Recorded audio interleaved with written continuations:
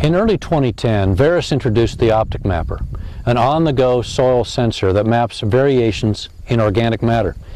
This new sensor is mounted on the Veris mobile sensor platform, so you can map EC and OM at the same time. The result? The precision and full field coverage that only on-the-go sensing can provide for EC and OM. In this video, we'll try to answer the question, does a map of organic matter matter? Should it matter to you?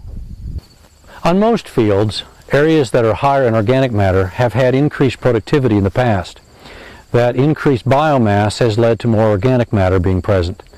Take this field for example. The area we're standing in has organic matter in about the 2% range.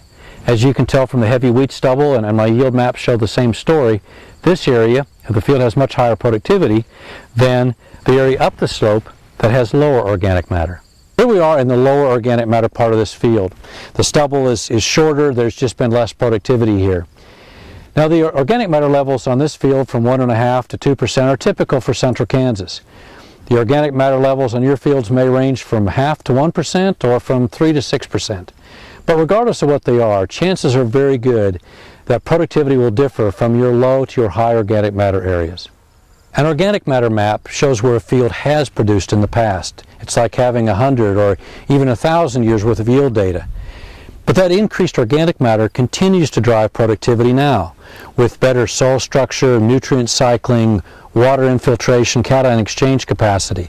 Those factors drive productivity in the future as well. If you can apply organic matter to a field, such as with manuring, a Veris OM map will show precisely where those applications will do the most good.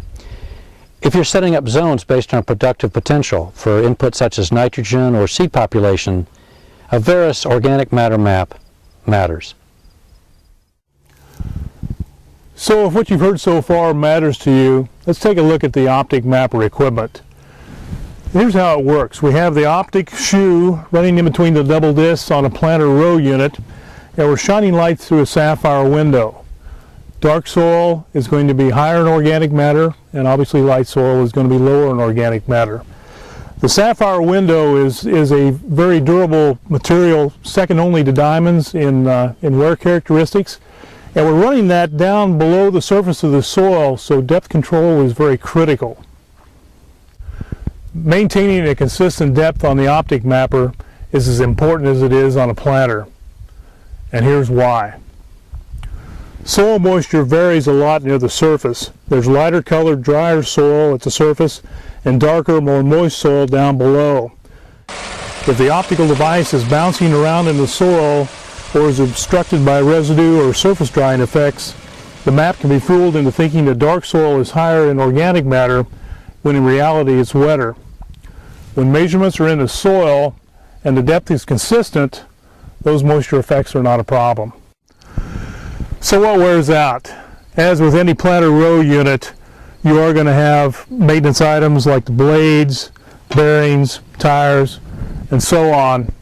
But unlike a planter, we're only looking at one row unit.